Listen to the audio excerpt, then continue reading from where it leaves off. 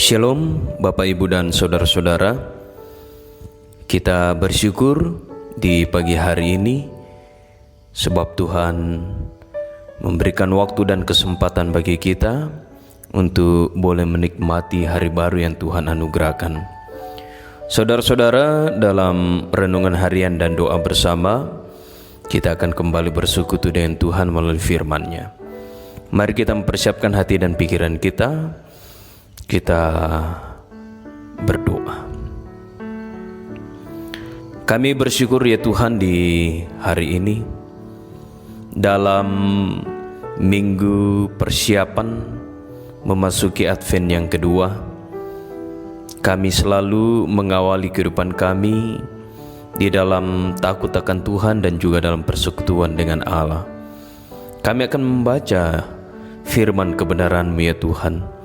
Kami mohon Tuhan berkati kami semua, ya Roh Kudus mampukan kami dengan hikmat-Mu sehingga kami akan memahami firman kebenaran-Mu dan melakukannya di tengah-tengah kehidupan kami, secara khusus dalam mempersiapkan diri untuk kembali memasuki minggu Advent kedua.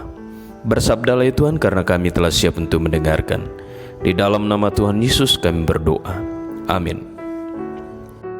Saudara-saudara yang kekasih, di edisi Sabtu 5 Desember 2020, firman Tuhan terdapat dalam Markus pasal 11 ayat 27 sampai 33. Injil Markus pasal 11 ayat 27 sampai 33. Injil Yesus berkata, pertanyaan mengenai kuasa Yesus. Lalu Yesus dan murid-muridnya tiba pula di Yerusalem. Ketika Yesus berjalan di halaman bait Allah, datanglah kepadanya imam-imam kepala, ahli-ahli Taurat dan tua-tua, dan bertanya kepadanya, dengan kuasa manakah engkau melakukan hal-hal itu? Dan siapakah yang memberikan kuasa itu kepadamu sehingga engkau melakukan hal-hal itu?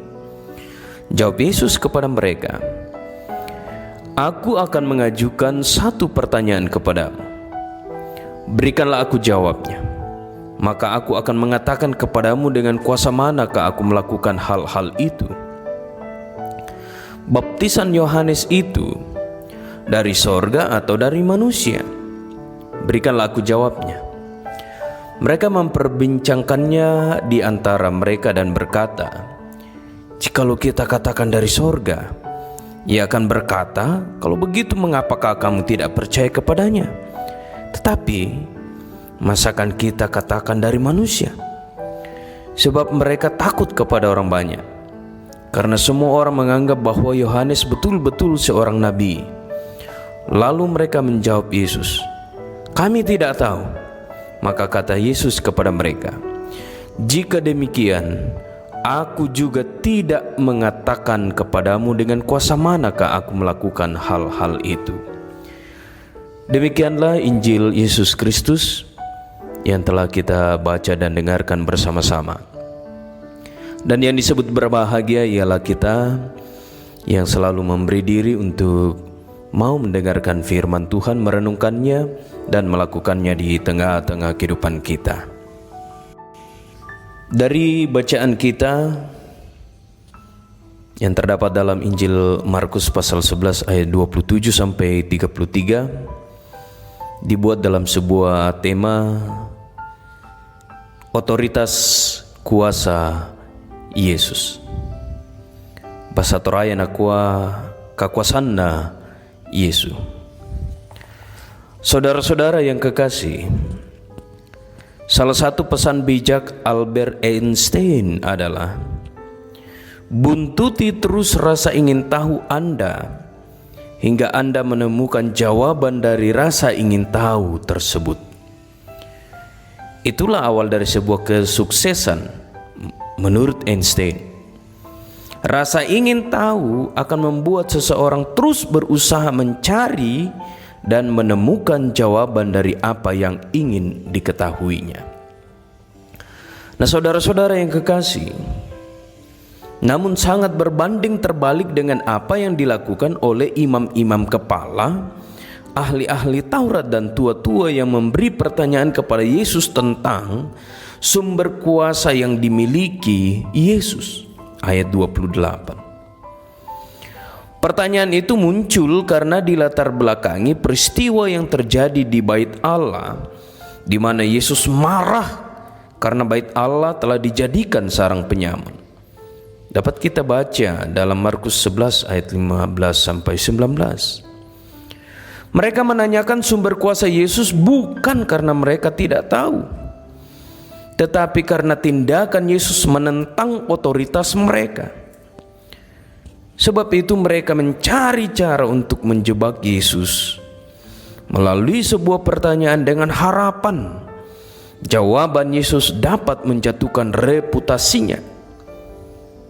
Dengan demikian mereka akan mudah menjerat dan menghukum Yesus. Tetapi Yesus tahu motivasi mereka, bahwa sesungguhnya mereka bukan mencari kebenaran. Karena itu Yesus memberikan pertanyaan balik kepada mereka. Apakah itu? Yaitu baptisan Yohanes itu dari sorga atau dari manusia? Ternyata hal itu membuat mereka terjebak pada situasi yang sangat sulit. Ayat 31 sampai 32. Dan mereka paham akan konsekuensi jawaban mereka. Karena itu mereka sepakat untuk memilih zona nyaman dengan mengatakan tidak tahu.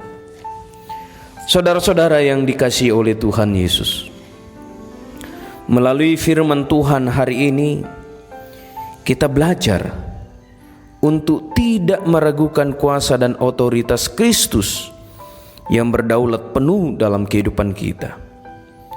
Melalui firman-Nya kita akan semakin mengenal kuasa dan otoritas Yesus dalam menyatakan kuasa-Nya. Karena itu, tetaplah percaya dan lakukanlah kehendak-Nya yang kita baca hari lepas hari dari dalam Alkitab. Otoritas Yesus Kristus melebihi segala otoritas dunia. Roh Kudus menolong dan menyertai kita semua. Amin. Saudara-saudara, dalam mempersiapkan diri untuk memasuki Minggu Advent yang kedua, mari kita mengakhiri kebersamaan kita di pagi hari ini di dalam doa bersama. Kita berdoa. Terpujilah nama-Mu ya Tuhan. Kami mengagungkan kuasa-Mu dan otoritas-Mu yang sungguh nyata dan melebihi segala otoritas yang ada di dalam dunia ini. Kami boleh bersyukur bahwa melalui firman kebenaran Tuhan pada saat ini mengajar dan mengajak kami untuk selalu mempercayakan diri pada otoritas kuasa Yesus Kristus yang selalu nyata dan selalu berada dalam kebenaran. Ya Roh Kudus, tuntunlah kami sehingga di bawah hikmat kami akan memahami, mengerti firman Tuhan dan melakukannya di tengah-tengah kehidupan kami. Dalam mempersiapkan diri memasuki Minggu Advent kedua, ya Tuhan, hamba-Mu datang mendoakan seluruh jemaat Tuhan dalam keberadaan mereka. Kasihi mereka ya Tuhan. Lingkupilah seluruh anak-anak Tuhan dengan cinta kasih, kekuatan dan pengharapan, sehingga mereka akan selalu memandang kepada-Mu dalam seluruh bentuk kehidupan mereka yang terjalani, baik dalam suka maupun dalam duka. Tuhan, tolong mereka. Tuhan, nyatakan kuasa dan kasih-Mu dalam pergumulan mereka. Yang berada dalam kelemahan tubuh, Tuhan sembuhkan. Yang berada dalam duka cita, Tuhan hiburkan. Yang merindukan mujizat Tuhan dalam berbagai bentuk, Tuhan nyatakan. Sehingga semua anak-anak Tuhan akan selalu mengimani dan mengaminkan bahwa Tuhan ada dan tidak pernah meninggalkan mereka. Sebab kami sadar ya Allah bahwa hari-hari kami begitu berat. Dunia semakin dirusakkan oleh dosa, sehingga terkadang membuat anak-anak Tuhan hilang pengharapan. Tetapi firman Tuhan pada saat ini menguatkan kami untuk mengimani otoritas Tuhan selalu ada dan nyata.